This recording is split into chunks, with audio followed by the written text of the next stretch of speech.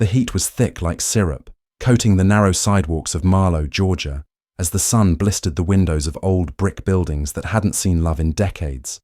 But it wasn't the kind of heat that made you sweat. It was the kind that made you remember pain. It clung to your skin like judgment, like whispers behind closed doors, like stares that slice. Martha Bell walked with the posture of someone who had survived too many winters and too many wars, not all of them with guns. Her cane tapped against the faded concrete in a steady rhythm, but the looks she got broke that rhythm. Long, hard stares, sharp as glass, from the moment she turned onto Main Street. The pharmacy's door opened with a dusty chime, and just like that, the world shifted. Conversations died mid-sentence, eyes locked on her like she didn't belong, like she had walked into a private room without knocking. The air turned stale. The line moved slow. Or maybe it just felt that way, because time bends when you're being judged, when you're surrounded by silence that isn't quiet. It's loaded. She approached the counter, gently placing her prescription slip on the laminate. The young man behind the register glanced at it, then at her, then said it, like a slap, like a reflex, like he'd been waiting for her. "We don't serve beggars here." The words weren't loud, but they didn't need to be. They echoed through the aisles, bounced off pill bottles and behind the counter smiles. No one gasped. No one said a word. Not even the manager in the corner pretending to check stock. Martha didn't flinch, didn't blink. She just reached slowly into her worn leather purse, the same way she had once reached for a rifle in a muddy jungle half a world away, and pulled out a small plastic card. Her military ID, faded but proud, the corners frayed like her patience. She laid it on the counter with a sound that cracked the silence. Then came the medal. She didn't say a word, didn't have to, because the room said it all. Every jaw clenched, every eye dropped. The silence wasn't still anymore. It was boiling. The silence after the ID hit the counter wasn't peace. It was recoil. The kind that follows a shot fired in a place where no one thought violence would ever come. The boy behind the counter, freckles, slick hair, maybe 20 at most, looked at the card like it was a threat, not proof. He didn't reach for it. He didn't apologize. He leaned back slightly, looked her over, then sneered. "You people always got some trick, don't you?" The words weren't loud. They were surgical, meant to cut beneath the skin. No one moved. An old woman in aisle 3 turned away. A man pretending to read a magazine suddenly found the wall fascinating. Everyone heard. No one saw. Martha didn't pick up her ID. She left it there like a badge or a weapon, watching as the cashier's lips curled like he'd won something. "If you want to scam the system, do it somewhere else," he added, his voice flat and casual, as if he'd said it 100 times before, and maybe he had. That was the worst part. Not the insult, not the tone, but the familiarity, like it was script. Like she was just another scene in a play this town knew by heart. Martha stood taller, her back straightened like she was still in uniform, boots in the dirt, eyes on the horizon. The boy looked away first, then came the whisper, from the manager this time, a stout man in a white shirt with sweat blooming under his arms. "Let's not cause trouble, ma'am." As if she had caused it. As if her presence was the storm. As if her existence was the noise. Martha slowly turned her head toward him, eyes narrowed, breath steady, and said nothing. Because there was nothing to say to people who didn't see you as human. The ID still lay on the counter between them. Evidence of a life lived in service, dismissed in seconds. Behind her, someone scoffed. "Probably fake anyway," they muttered. Another voice chimed in, low and bitter. "Bet she got it off the internet." The hate wasn't hidden. It wore a grin and leaned on the shelves like it paid rent. Martha didn't move. She let them speak, let the venom spill, because she knew something they didn't. Silence was sometimes the loudest scream, but her hand did move. Slowly, deliberately. She picked up the medal, her son's, and held it in her palm, the gold edge catching the pharmacy's cold fluorescent light. "He died wearing blue," she finally said, voice quiet but unshakable. "Protecting people who now pretend I'm invisible." That cracked something, not loudly, but enough. A man by the soda fridge cleared his throat. The woman in aisle 3 vanished. The boy behind the counter said nothing more. Not sorry, not yes, not no. He turned to the computer and typed. Each keystroke hit like a drum in a funeral procession. The prescription was printed. A white bag passed across the counter like a truce that had come too late. Martha didn't thank him. She didn't nod. She took her ID, her medal, her medicine, and walked out, cane tapping, shoulders straight, fire in her chest. Outside, the heat was worse, but at least out there, hatred didn't pretend to smile. Martha's steps echoed louder outside than they had inside, though the sidewalk was just concrete and heat, cracked and stained with the quiet history of a town that never truly changed. The paper bag rustled in her hand, but it wasn't heavy, not like the look she carried on her back or the memory of her son's folded flag resting on her mantle. As she passed by the storefront windows, she caught glimpses of herself, a reflection framed in sun and silence, dressed in strength disguised as stillness. Then she heard it, from across the street. Laughter, not joyful, sharp, barking, the kind that doesn't laugh with you, but at you. 3 boys, no older than 25, leaned against a rusted pickup with a Confederate sticker peeling at the edge of the rear window. One of them spat on the sidewalk and called out, loud enough to slice the air, "Hey Grandma, you get that uniform off eBay?" The others chuckled, watching her like a broken relic walking through a town that had already decided where she belonged. She didn't stop, but they followed, slow, lazy, like predators without hunger, just boredom and hate. "Heard your boy was a cop," another one added, circling behind her. "Bet he got what was coming." That stopped her. She turned, slow, like the sun itself had frozen for this moment, and looked the speaker in the eye. He grinned. His teeth were yellow. His soul, maybe worse. "You got something to say?" she asked, voice low, steady, not shaken. He shrugged. "Just saying. Some folks don't know their place till the world teaches them." Behind him, the pickup's radio blasted a country song about freedom. The irony stung. Martha stepped forward. Close enough he could see the fine details of the ID still hanging from her neck. "And some folks don't know history till it punches back," she said. And for a second, just one, his smirk flickered. But only for a second. "Ain't no history in you," he replied, spitting again. "Just an old woman taking up space that never was yours to begin with." The others laughed again, louder this time, crueler. No one stopped them. A police cruiser passed by, slowly, deliberately, and kept rolling, the officer inside not even glancing their way.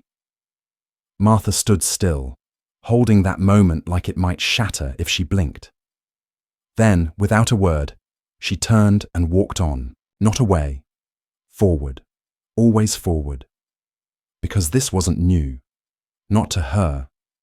She had worn a uniform in lands that hated her less than her own home. She had stood over a grave draped in red, white, and blue, while the preacher couldn't even say her son's name without a pause. The bag in her hand crinkled again. Her fingers tightened around it.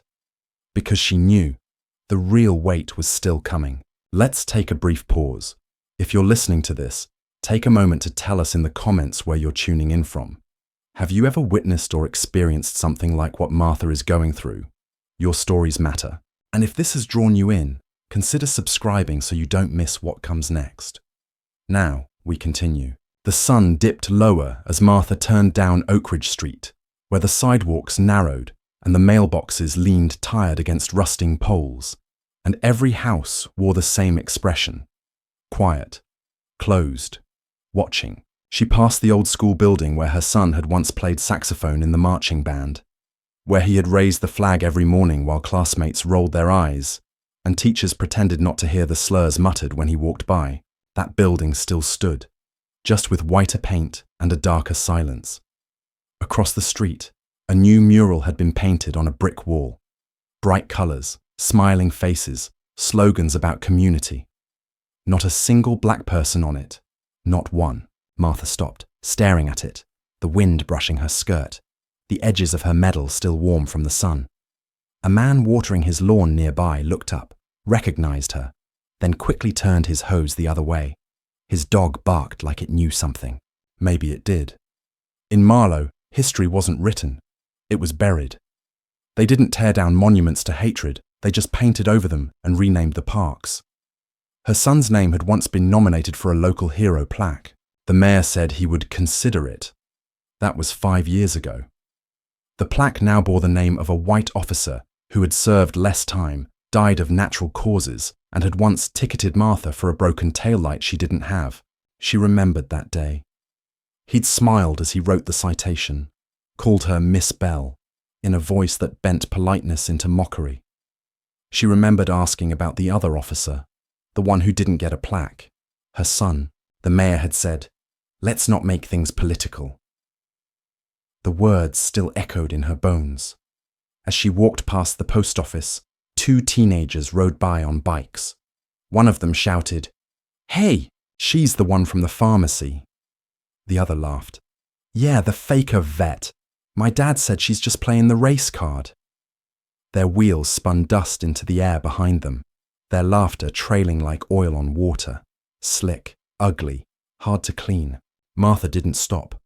She didn't even look back, but her hand clenched the medal tighter. This town hadn't forgotten her sacrifice. It had chosen not to remember. Because memory was dangerous. Memory demanded responsibility, and it was easier to believe a lie than to face a truth that bled. Martha stood at the edge of the town square, where the old Confederate statue loomed, towering like a ghost from the past, its cracked stone face forever looking down with cold indifference. The square had been the center of the town for as long as anyone could remember, and it had never really changed. Not its streets, its buildings, or the people who lived here. The same faces passed by day after day, but their eyes were all the same. Closed off, avoiding, looking at anything but the truth. The kind of people who didn't want to hear the stories that didn't fit into their world.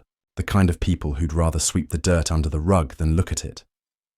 She had been walking for what seemed like hours, her legs aching with each step, her heart heavier than it had been in years. The air was thick with the heat of the day, the dust of the road sticking to her skin. Every step she took felt like a battle, like she was fighting to hold on to something that everyone else had already let go of. She had no idea why she was still here. Maybe it was because, even after everything, she still believed in something. In change, in justice. But she was starting to wonder if those words had any meaning at all in a place like this. As she walked past the library, the old brick building that had seen more than its fair share of stories and lies, she noticed something strange. There was a group of people gathered near the entrance, their heads down, speaking in hushed tones. At first, she thought it was just another local gathering, the kind that usually revolved around politics or some town issue no one cared about. But then, she heard the words, "She's trouble, man. The whole thing was a stunt. She's just looking for attention." Martha froze. She knew those voices. The man who had spoken was Henry, the local mechanic, his greasy overalls a permanent part of his identity. The other voice was Carl's, the one who ran the convenience store down by the highway. Carl had always been polite to her, but it was the kind of politeness that felt forced, like he was trying to make himself feel better about the things he had to say behind her back.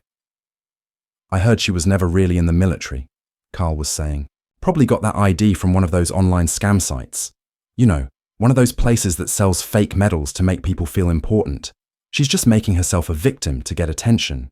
The whole thing's a joke."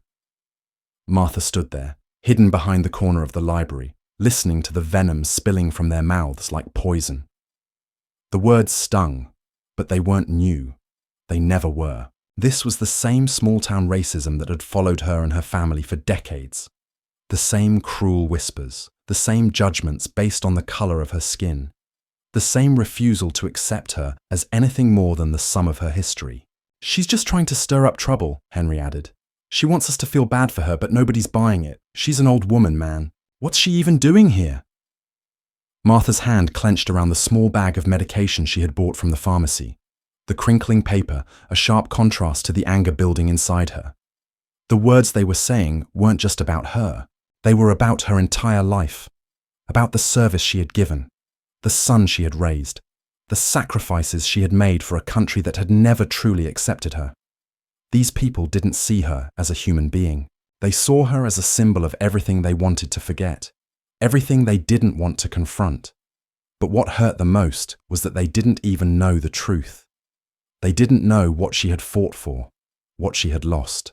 They didn't know the nights she had spent awake, haunted by the screams of soldiers who hadn't made it home, the sound of her son's voice as he begged her to stay alive, to not follow him into the same fate that awaited him. They didn't know the love she had poured into this town, hoping it would someday see her as more than just a black woman trying to make her way in a place that had always looked at her with suspicion. "Maybe she's just doing this for the money," Carl continued, his voice dripping with contempt. "You know, all those lawsuits. They say she's going after that pharmacy for everything they've got, like she deserves it.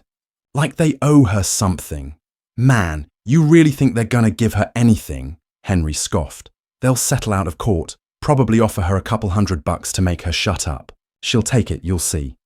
Martha felt a cold wave of disgust wash over her, her throat tightening as she took a deep breath, trying to steady herself. She had heard this before, the idea that black people only fought for what they were owed, that they never fought for justice, only for money.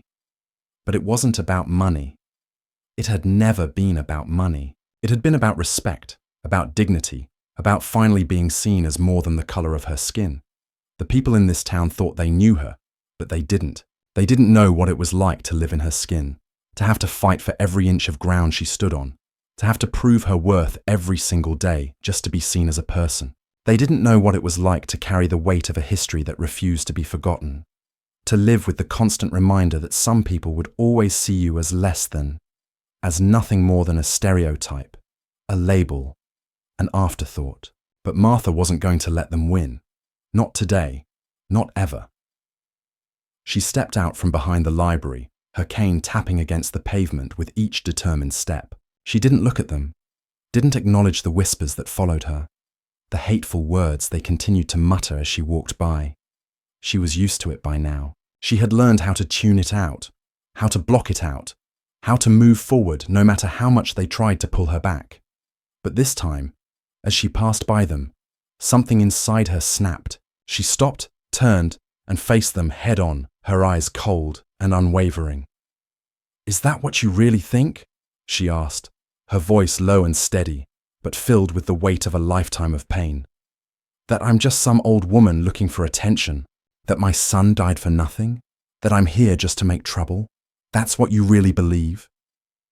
They stopped talking, their faces going pale as they realized she had heard every word. They shifted uncomfortably under her gaze, but Martha didn't look away. She didn't need to.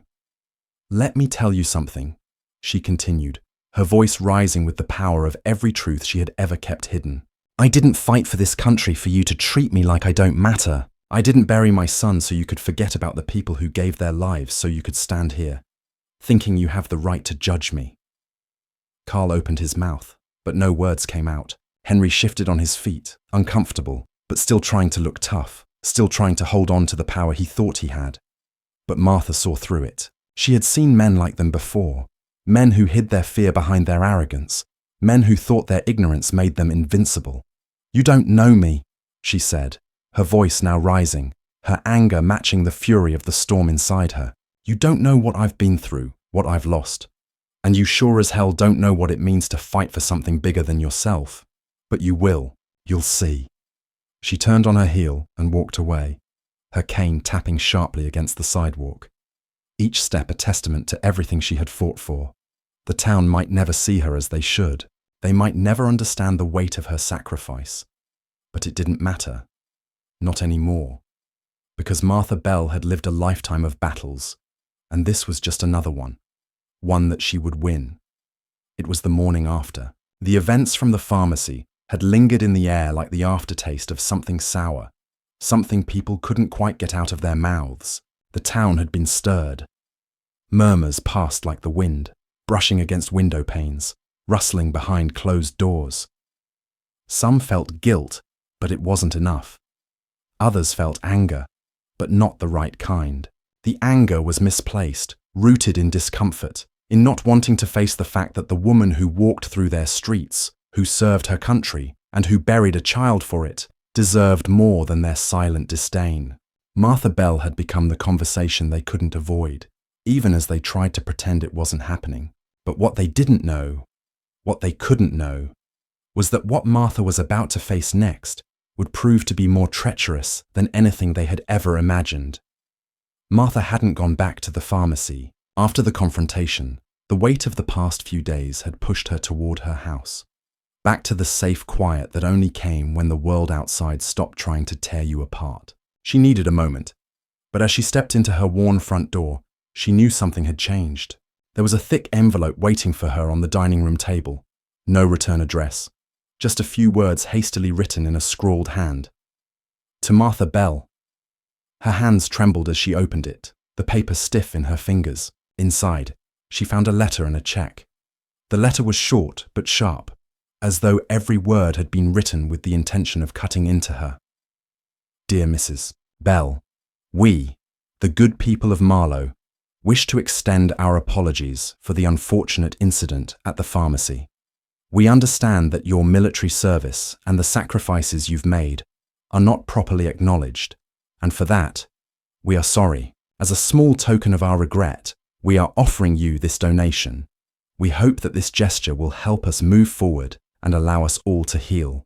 Sincerely, the Marlow Community Outreach Foundation. The words were hollow. The letter felt like a slap dressed in a velvet glove, a poor attempt to soothe the storm that had already broken the town's thin facade of civility. She stared at the letter for a moment before her eyes dropped to the check. $5,000. It was more money than she'd seen in one place in years, more than most people in this town could ever dream of, but it meant nothing to her. It was a bandage, a cheap one, over a wound that could never heal with money. Martha had spent too much of her life in places where people thought that money could erase the wrongs they had done. But money wasn't a cure, and it never would be.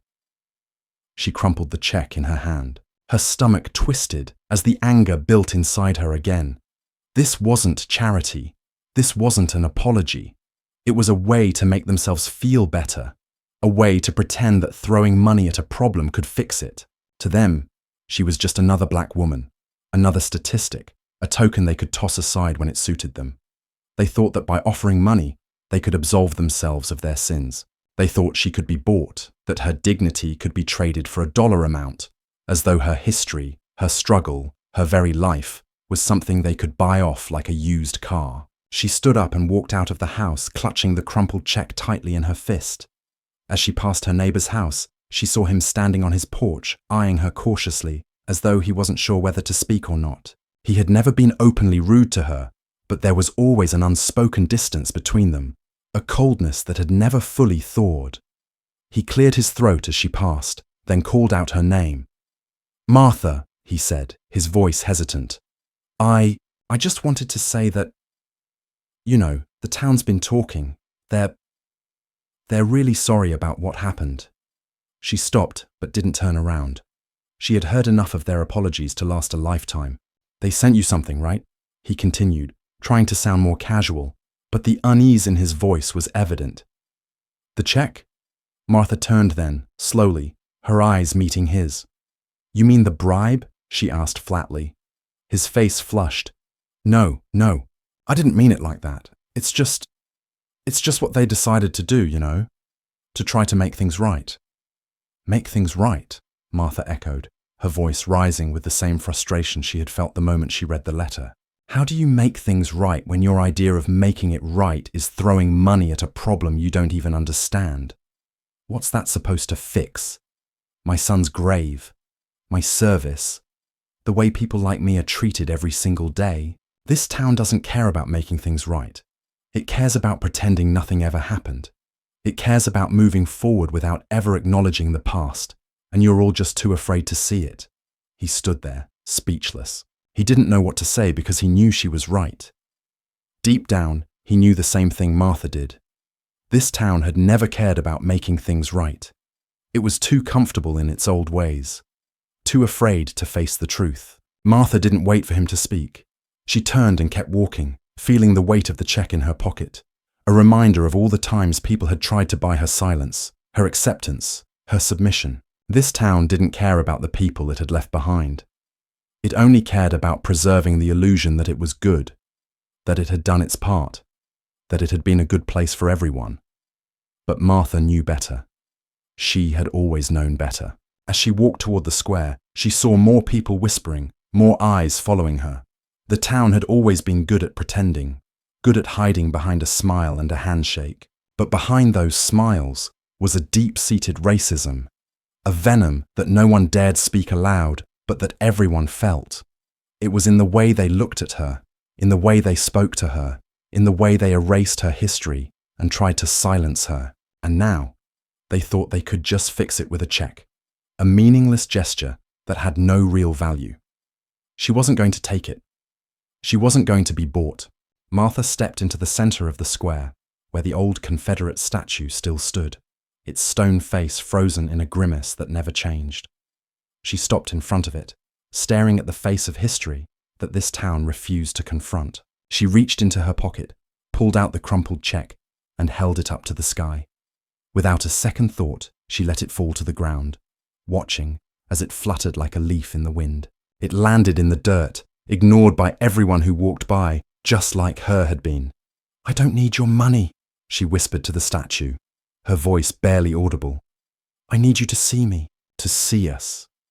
And then, with one final glance at the statue, at the history this town refused to face, Martha turned and walked away, the sound of her cane tapping against the pavement the only thing left behind. Martha didn't go home right away. She couldn't. Not after the letter, not after the check, not after the suffocating, bitter truth she'd just confronted. Instead, she found herself standing at the edge of town, at the place where the roads split, the long, empty highway that stretched out like a path to nowhere, winding through the land that had rejected her and every other black person who had tried. To stake a claim in a town that had never been theirs to begin with. The air was thick with the smell of dust and gasoline, a pungent reminder of the town's foundations, built on the backs of people like her, but never acknowledging them. It was a quiet place, the kind of quiet that made her feel like she was the last person alive. And in many ways, she felt like she was. The last person who remembered what had really happened here. The last person who knew what had been done to people like her, to her son. And it made her wonder if maybe she was the last one, the last person in this town who could see through the lies. She walked slowly, the sound of her cane tapping against the pavement the only thing that cut through the silence. Her thoughts were a whirlwind, each one spiraling into the next, each one darker, more painful than the last. What had they thought when they sent that check? What had they thought she was? Some poor, helpless soul who could be bought with a few $1,000s? Did they really believe that was all it would take to erase the decades of hatred, the years of erasure, the quiet cruelty of this town? Did they think that a check could wipe away the loss of her son? Did they think it could smooth over the scars that had been left on her soul? She wanted to scream, wanted to shout at the heavens, at the town, at all the people who had turned their backs on her and her family for so long. But she knew it wouldn't matter. It never had. They didn't hear her, not truly. They only saw the color of her skin and decided that was all they needed to know. The rest was irrelevant. As she walked through the town square again, she saw them. The ones who had whispered behind her back, the ones who had laughed at her, who had mocked her, who had made her a symbol of everything they didn't want to face. They were gathered in front of the cafe, their voices rising in false cheer, pretending nothing had happened, pretending everything was fine. And then, there was Carl, the man from the convenience store. He looked up and saw her, his eyes narrowing slightly. He wasn't surprised to see her, but there was something else there. Something darker. His gaze flickered to the others around him, the same people who had backed him up when he had whispered that she was nothing more than a fake veteran, nothing more than a victim looking for a handout. He looked at her again, this time with a kind of twisted amusement, as though he were enjoying some private joke. "Hey, Belle," he called out, his voice loud enough for everyone to hear. "Did you get that check? You know, from the good people of the town? Must be nice, huh?" Martha stopped in her tracks. The wind picked up, the dust swirling around her, but she didn't move. She didn't flinch. Instead, she turned to face him, her eyes steady, unwavering. She had faced worse than this. She had seen worse than this. But it didn't make it any easier to swallow. It didn't make the sting any less. Carl took a step closer, a smug grin spreading across his face. You know, it's real nice of them to show you some compassion, right? I guess we're just all supposed to forget that you're nothing but a charity case. That's what you really are, huh? Just a charity case who gets by on pity. Martha didn't say anything. She just stood there, her hand gripping her cane tightly, her eyes locked on his, willing him to feel something, anything, other than the hate that had always been there. You think that money makes a difference? She finally asked, her voice quiet, but cutting through the air like a blade. You think a check is going to change anything? Carl's smirk faltered for just a moment, but then it returned, stronger than before. I don't know, maybe it'll buy you some dignity, huh? He said, his voice dripping with sarcasm. Maybe it'll make up for all the years you spent pretending to be something you're not. Something in Martha snapped. She took a step forward, her cane clicking sharply against the pavement, her eyes never leaving his. You want to talk about dignity? She asked, her voice rising with the weight of everything she had held back for so long. You think I'm the one who's lost my dignity? You, who've built your life on the backs of people like me. You, who've taken everything you've got from the labour and blood of my ancestors, and now you want to lecture me about dignity. The people gathered around the cafe had gone quiet now, watching her, unsure of what to do, unsure of what to say. But Martha wasn't talking to them. She wasn't even talking to Carl anymore. She was talking to the past, to every injustice that had ever been done to her family, to her people. She was talking to the town that had tried so hard to bury the truth. You don't get to tell me what dignity is, she continued, her voice shaking with emotion now, but still strong. You don't get to tell me what I deserve, not when you've spent your whole life pretending we don't exist, pretending we don't matter. You don't get to tell me anything. Carl opened his mouth to respond, but Martha didn't let him. She took another step forward, her cane tapping sharply against the ground, her voice growing louder with every word. Money doesn't fix this. Apologies don't fix this. You can throw all the checks in the world at me, but it's never going to be enough, because you can't buy my history. You can't buy my pain. You can't buy the life I've lived, the life my son lived, the lives of all the people you've trampled over to get where you are. You can't buy any of that, and you sure as hell can't erase it. For a moment, there was nothing but silence. Carl stood there, his face reddening, his hands clenched into fists. The others around him looked uncomfortable, but no one spoke. No one moved. Martha could see it in their eyes, the way they looked at her, as if they were waiting for her to fall apart. They were waiting for her to break, but she wasn't going to break. Not anymore. She turned on her heel, her cane clicking sharply against the pavement as she walked away, her heart pounding in her chest. Behind her, she could hear Carl muttering something under his breath, but she didn't turn back.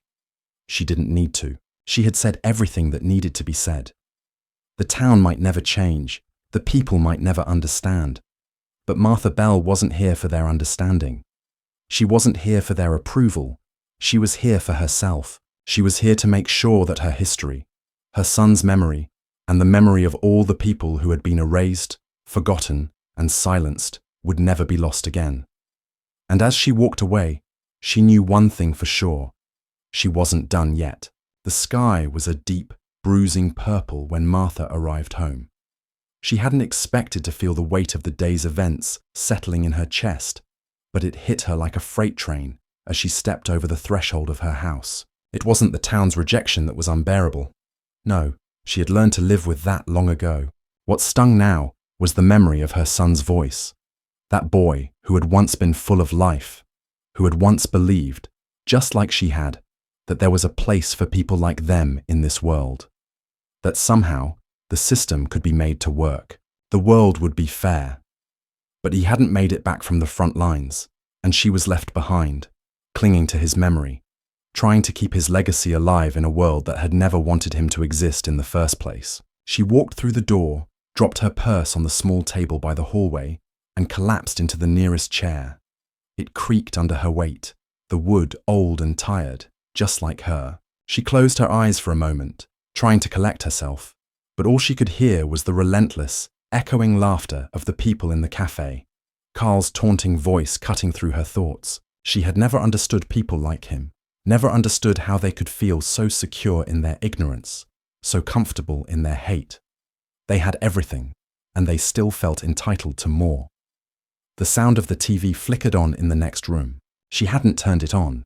She hadn't needed to. But the screen was on, casting pale light through the cracks in the doorframe. She didn't know when it had happened, but she realized the town had already begun spinning their narrative, their version of what had happened.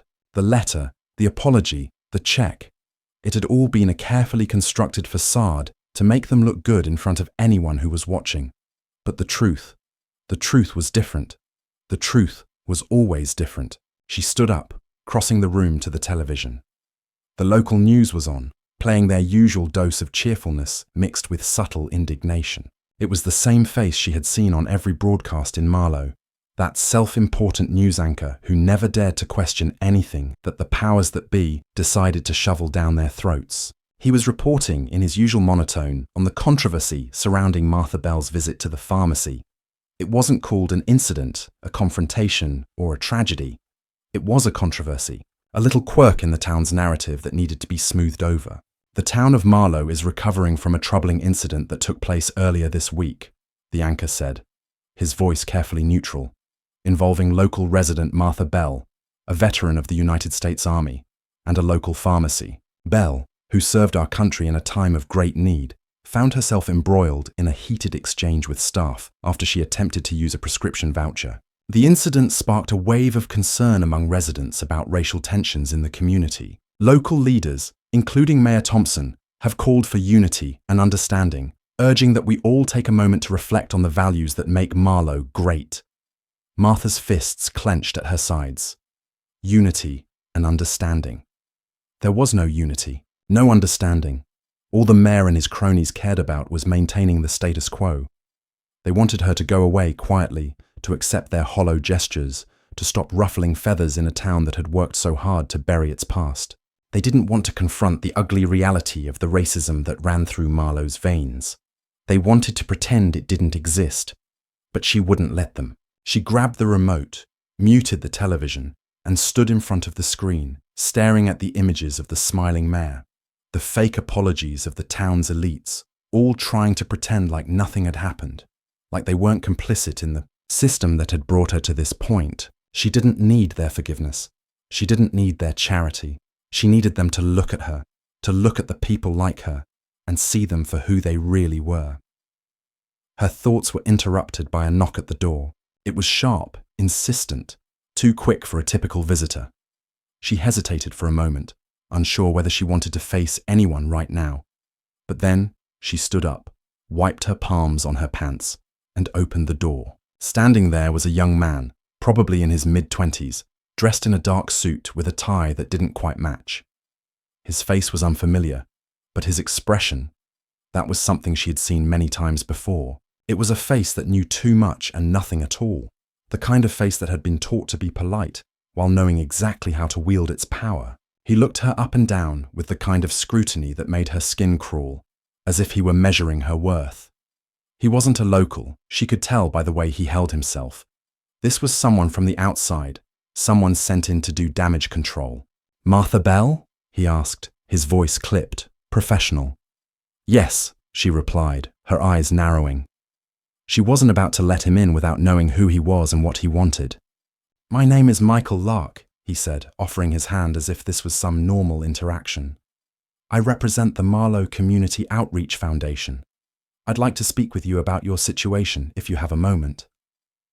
She didn't take his hand. Instead, she studied him carefully. He was here for the same reason the check had been sent, to smooth things over, to make the town look good, to make sure she stayed quiet. She knew it. She could see it in his eyes. But she wasn't about to let him off the hook that easily. "I'm not interested in your foundation's help," Martha said, her voice firm. "I've heard enough from people like you already. I don't need your charity or your lectures."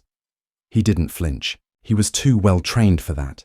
He just smiled, a little too tightly. "I understand your frustration, Mrs. Bell. I do. But the truth is, the town has made its offer. We're offering a chance for reconciliation, for healing. We want to help you, to make things right." Make things right? She repeated, her voice thick with bitterness. You think offering me money or some empty apology is going to make things right? How about you start by looking at the people you've spent your life ignoring? How about you start by doing something that actually changes something, instead of pretending like a couple of kind words and a check can erase years of cruelty? Lark's smile faltered, but only for a second. Then he leaned in slightly, lowering his voice. Mrs. Bell, you can keep fighting if you want. You can keep shouting at the wind. But the truth is, the town is tired. It's tired of the drama. It's tired of the division. People just want to move forward. They don't want to keep looking back at the past. Martha's breath caught in her throat, the rage that had been simmering inside her boiling over. She had heard this before. Move forward. That was always the line, wasn't it? Forget the past. Look forward. As if they didn't owe anything to the people they had hurt, as if they didn't need to confront the horrors that were buried beneath their feet. She leaned forward, meeting his eyes with all the strength she had left. The past isn't something you get to move past. It's something you learn from, and you don't get to pretend you're not responsible for it just because you're tired. He stepped back, clearly taken aback by the force of her words, but he quickly regained his composure. I understand your anger, Mrs. Bell, but we need to move forward. This is for the good of everyone, not just for you. Martha's laugh was sharp, harsh. You don't get to tell me what's good for me, or for anyone else. She slammed the door in his face before he could respond, standing there in the dim light of her home, her fists still clenched. She had had enough. The town would never change. Not until it was forced to face the truth. And if she had to be the one to force them, then so be it. The silence in the house was thick. She walked over to the window, looking out at the dark streets below. She didn't know what the future held, but she knew one thing for sure. She wasn't backing down. She wasn't going anywhere. Not until the people of Marlow finally saw her, really saw her, and understood that no amount of apology, no amount of money could ever make up for the years of pain and erasure they had caused. They had built this town on lies, and it was time to tear it all down. She wasn't done. Not yet.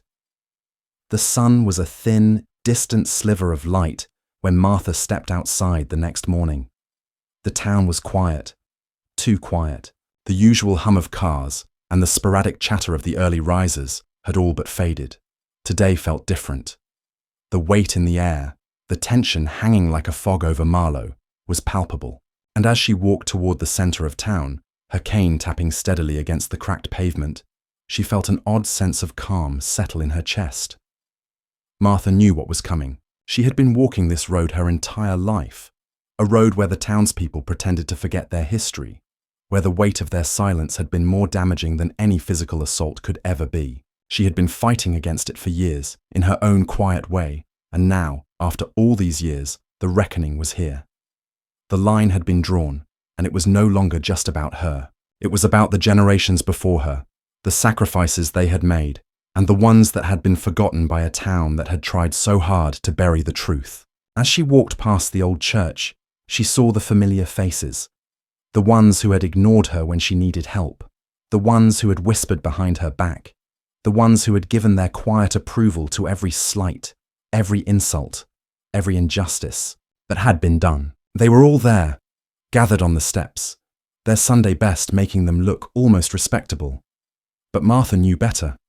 She knew what they were capable of, what they had done to her and her family for years. She didn't stop. She didn't even look at them. She didn't need to. She had seen enough.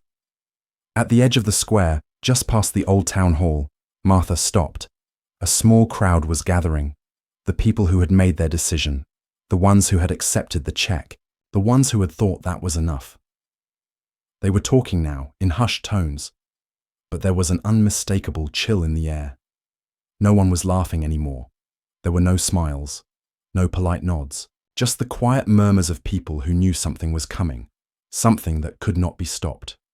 The mayor was there, standing on the steps of the town hall, talking to a group of local business owners. His voice was steady, too steady, like he was trying to convince himself that everything would be fine. But even from where Martha stood, she could see the cracks in his mask, the fear, the panic. They had thought they could bury her, They had thought they could make her go away with a check and a few nice words, but they had underestimated her. They had underestimated what she had left to lose.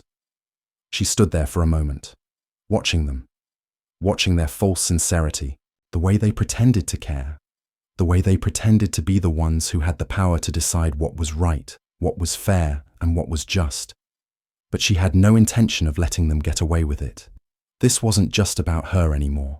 It was about every person who had ever been pushed to the margins, every person who had been silenced by the lies of a town that thought it could control their voices. It was about the families that had been torn apart, the lives that had been shattered by the weight of systemic racism and oppression. It was about everything that had been stolen from them, and now, for the first time, it was going to be returned. Martha took a deep breath and began walking toward the center of the square. The crowd noticed her almost immediately, their eyes shifting from her to one another, whispers starting to rise like a tide. They knew what was coming. They had felt it before, deep in their bones, the fear that accompanied someone who had nothing left to lose. She reached the center of the square, standing tall, her cane now a symbol of defiance. The people around her began to shift, uncomfortable, unsure of what to do. They were still too afraid to speak out loud, too afraid to acknowledge the truth, but the fear was there. It was thick in the air, a silence that screamed louder than any shout. And then, like a dam breaking, Martha spoke. "I've had enough of the lies," she said, her voice ringing out clear and strong. "I've had enough of pretending that we're all equals in this town. I've had enough of you treating me like I don't matter, like my son didn't matter, like my history doesn't matter." A few people shifted uneasily, but no one dared to interrupt her. They had heard this before, but they had never heard it like this. They had never heard it with the weight of everything she had endured, everything she had fought for. "You can stand there all you want, in your fancy clothes, and pretend that you've done something for me, for us," she continued. "You can pretend that writing a check or offering a few empty words can make up for the years of hurt, the years of injustice. But you can't erase what's been done. You can't erase what you've taken." Martha took a step forward, her cane tapping sharply against the pavement. "You think I'm here for your apology? You think I'm here for your charity? You think I need your pity? Well, I don't. I never did. I've fought for everything I have, and I've fought for everything you've tried to take from me. And I'm not done."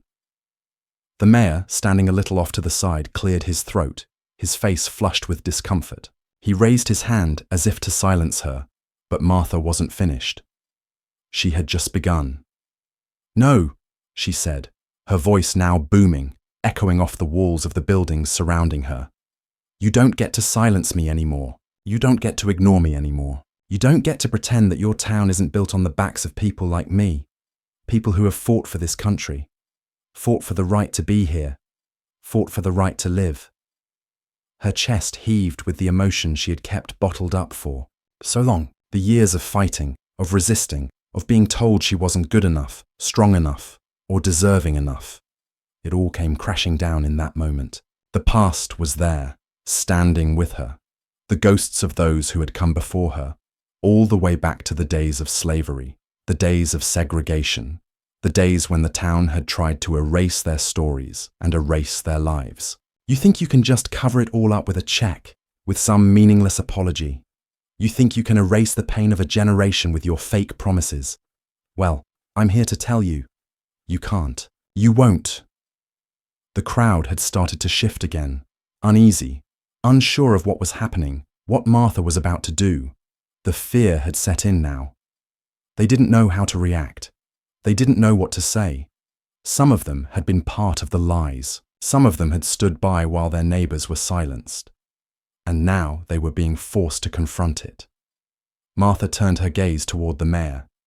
He stood frozen, his expression a mask of guilt, of fear. She could see the sweat forming on his brow, his mouth opening and closing as if he were about to speak. But no words came. She wasn't interested in his words anymore. She wasn't interested in his apologies. "What I want," she said, her voice calm now, but sharp as a blade, "is for you to look at me. Look at me and see me for who I am. I am not a charity case. I am not a token of your so-called goodwill. I am a mother. I am a veteran. I am a woman who has fought for this town, even when it didn't deserve me." She paused, letting her words sink in. The silence that followed was thick, almost suffocating. The crowd stood still, unsure of how to move, unsure of what to say. "But most importantly," Martha said, her voice steady and strong, "I am the truth you've been trying to bury for far too long." And with that, the storm that had been gathering for years finally broke. The truth, raw, painful, undeniable, hung in the air for everyone to see. And there was no turning back now. Martha Bell had made her stand. The sun hung low in the sky, casting long shadows across the town. Marlow, the small southern town that had spent decades hiding its secrets, stood still.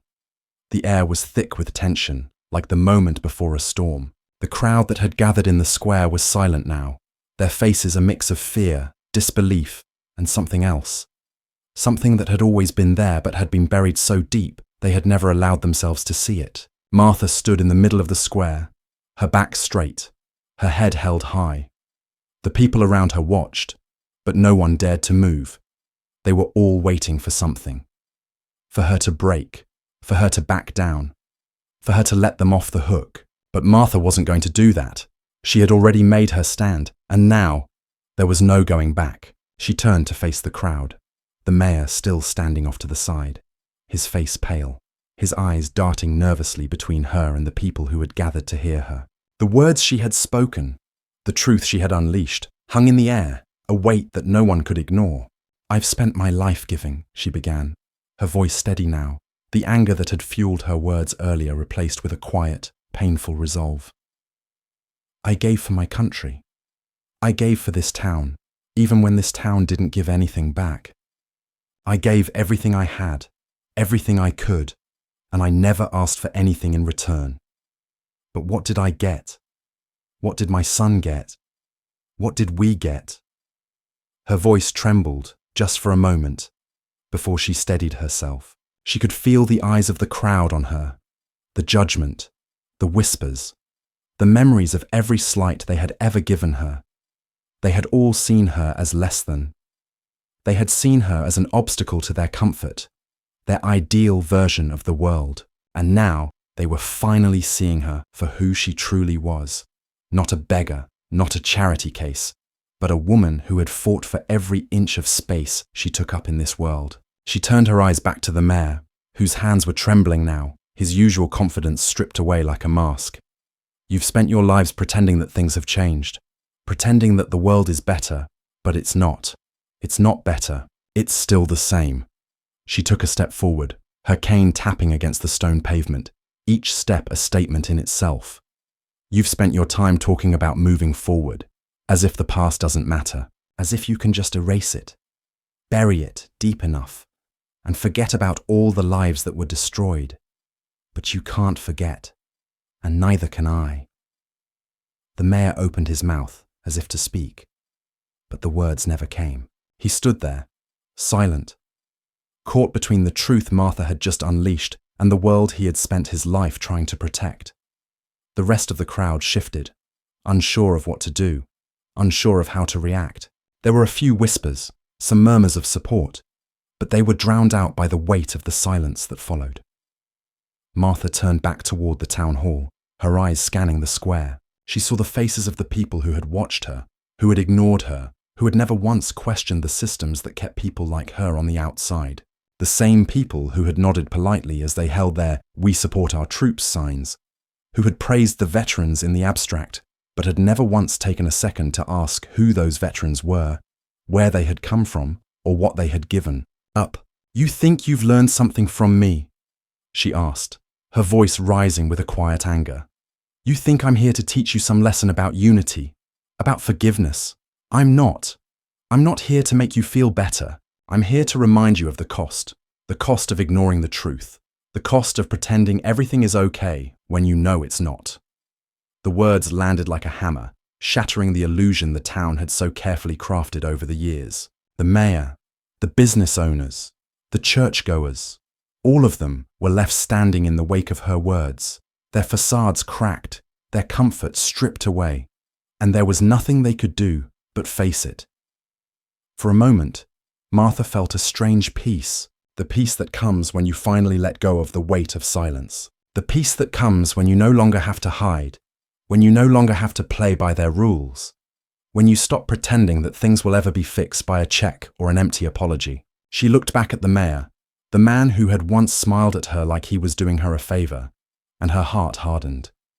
He wasn't the problem. The system was. The people like him, who had fed into that system, were the problem. The town was the problem. It wasn't just about one incident, one apology letter that was meant to clear their conscience. It was about 100 years of blood and sweat, of labor and lives stolen from people like her. And they thought that a couple of nice words could fix it. No, she wouldn't let them forget. She wouldn't let them move on. "I'm not your charity case," she said, her voice loud, ringing out across the square. "I'm not your victim. I'm not your lesson. I'm here because you've spent your lives thinking you can erase people like me. And now I'm here to tell you, you can't. You never will." The crowd was still, but there was movement now. People were shifting, looking around at each other, at the mayor, at Martha, as if they had been jolted out of their comfortable ignorance. Some had begun to look ashamed. Some were angry. Some didn't know what to feel. But all of them were thinking. For the first time, they were thinking.